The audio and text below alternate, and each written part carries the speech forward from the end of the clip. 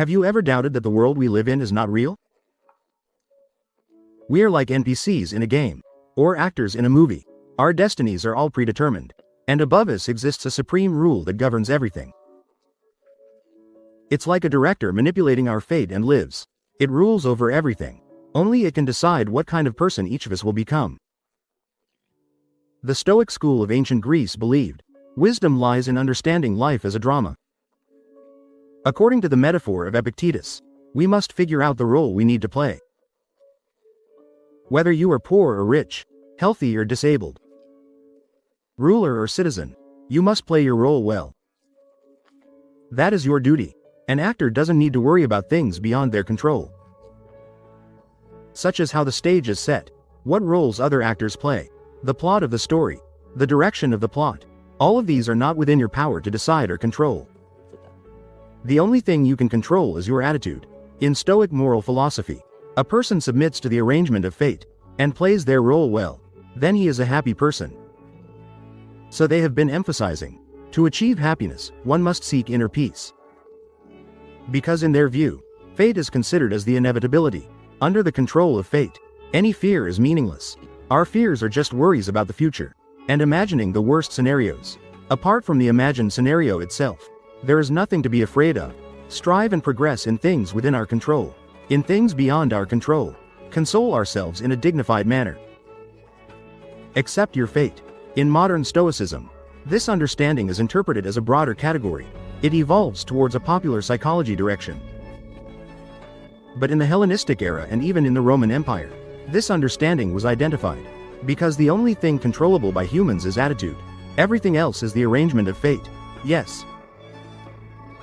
The premise on which Stoic ethics is established is fate, and the God controlling fate is a rational entity. This God exists within all people and things. This rationality governs all natural structures. It determines the process of all things. This rationality is Logos. Logos is the supreme law that governs everything. Logos is the highest God. All people and things are governed and influenced by Logos. All people and things also contain a part of Logos. Therefore, this moral philosophy during the Roman Empire period was highly favored by the nobles. Because fate can be used to uphold one's noble status, legitimacy, legality. The reason why nobles are nobles is because of Logos arrangement. The reason why commoners are commoners is also because of Logos arrangement. Therefore, determinism can be used to maintain social order stability, allowing those who are sinking and suffering to continue sinking. This point can also be seen in Eastern cultures, such as India's caste system, Confucianism's rule by the mandate of heaven. Under the demands of this moral philosophy, if you are a poor commoner and have no hope for the future, your attitude is irrational and unwise, even foolish. You cannot passively view life, nor lie down. You should obey the arrangement of fate and embrace a positive attitude to play your role as a commoner well. Rather than complaining about the unfairness of fate, focus on the distribution of resources in society. You should seek inner peace. Cultivate your outward virtues. This is your happiness. According to the Stoic school, you should be like Socrates, facing the unfairness of fate, resolutely facing death. This is our moral example.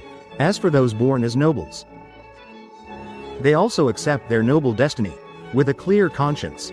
Therefore, in the Stoic school, those willing are led by fate. Those unwilling are dragged by fate. These are all arrangements of fate. Why don't you alleviate your pain and worries? According to the Stoic school, the whole world is material and completely controlled, including each one of us. They believe that within each person, there exists a part of divinity, and God is the principle of reason. People's souls are rooted in reason.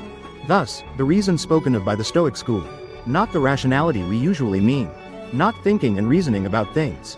On the contrary, the reason they speak represents human nature, the connection with order. So what they care most about is how to connect human behavior with the order of law. Here a new question arises. Since Logos is the highest God, his reason governs everything, including each one of us, then why doesn't Logos rule directly? What about our attitude towards the drama of life? The Stoic school did not provide a satisfactory answer to this. Instead, it assumes the correctness of this premise, guiding people to obey fate, change the attitude. Since Zeno founded the Stoic school, we can find in this philosophical assertion, discover cynicism, Heraclitus' doctrine of flux, and the influence of Socratic ethics on it. However, this doctrine always serves a practical secular purpose. which is to try to establish a social, moral, and ethical standard. To address issues such as identity, class, labor distribution, resource allocation, and other practical issues. In Rome, the Stoic school also had Seneca the Younger, and the support of Roman Emperor Marcus Aurelius. Without a doubt, the Stoic school placed the emphasis of philosophy entirely on ethics, even though it once discussed Aristotle's logic and physics. But fundamentally, Stoicism remains a philosophy that advises endurance. The Stoic school also developed a cosmopolitan thought. If we liken logos to a Wi-Fi, then all of us are enveloped in this Wi-Fi signal. God is closely connected to all things. Similarly, humans also have divinity. There should also be a close connection between people. They view all people as one community. Furthermore, people not only have divinity, but also have justice. This justice is agreed upon by people, which is the universal natural law theory. Roman natural law thought had a decisive influence on medieval philosophy, including the legal construction of the entire Western world thereafter, had a decisive impact. In the next episode, I will share with you the representative figures of later Stoicism, the thoughts of Roman Emperor Marcus Aurelius. Friends, see you next time.